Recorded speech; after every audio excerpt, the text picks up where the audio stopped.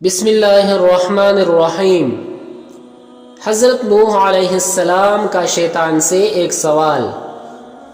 حضرت سیدنا نوح علیہ السلام طوفان کے موقع پر جب سفینہ میں سوار تھے تو وہاں اچانک ان کو شیطان نظر آیا۔ انہوں نے کہا کہ تو یہاں بھی پہنچ گیا، اب میں تجھے نہیں چھوڑوں گا جب تک کہ تیرا راز نہ معلوم کر لوں۔ اس کو حضرت نوح علیہ السلام نے پکڑ لیا اور فرمایا کہ تیرا راز مجھ کو بتا کہ تو گمراہ جو کرتا ہے وہ کس راستے سے کرتا ہے۔ تو اس نے کہا کہ 5 باتیں ہیں، لیکن 5 میں سے میں آپ کو 3 بتاتا ہوں، 2 نہیں بتاتا۔ حضرت نوح علیہ السلام کو اللہ کی طرف سے وحی آئی کہ اس مردود سے کہو کہ ہمیں ان تینوں کی ضرورت نہیں ہے، وہ 2 ہی ہم کو بتا دے، اس لیے کہ اصل تو وہی ہے راز۔ حضرت سیدنا نوح علیہ السلام نے کہا کہ مجھے ان 3 حربوں کی ضرورت نہیں، وہ 2 بتا جو تو نہیں بتانا چاہتا۔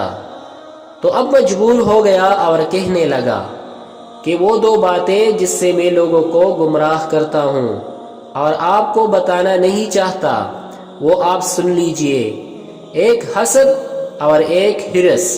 پھر شیطان کہنے لگا کہ حسد سے میں گرا اور ہرس سے حضرت آدم علیہ السلام گر گئے، اس لیے کہ جب اللہ تعالیٰ نے حضرت آدم علیہ السلام کو بنایا اور ان کو علم عطا فرمایا اور ان کی شان و شوکت کو فرشتوں کے سامنے ظاہر فرمایا، تو اللہ تعالیٰ نے فرمایا کہ آدم علیہ السلام کو سجدہ کرو، تو فرشتے تو سجدے میں گر گئے۔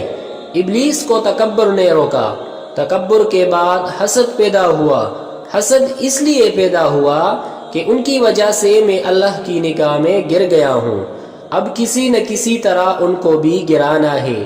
یہ ہے حسد، جب کسی کے پاس کوئی کمال دیکھے، جب کسی کے پاس حسن و جمال دیکھے، جب کسی کا عطا و نوال دیکھے، جب کسی کے اندر بڑائی دیکھے، جب کسی کے اندر علم دیکھے، جب کسی کے اندر مال و دولت دیکھے، اس وقت دل کے اندر یہ خواہش کا ہونا کہ اس سے ساری چیزیں چھین جائیں، چاہے مجھے ملے کہ نہ ملے، اس کے پاس بھی نہ رہے۔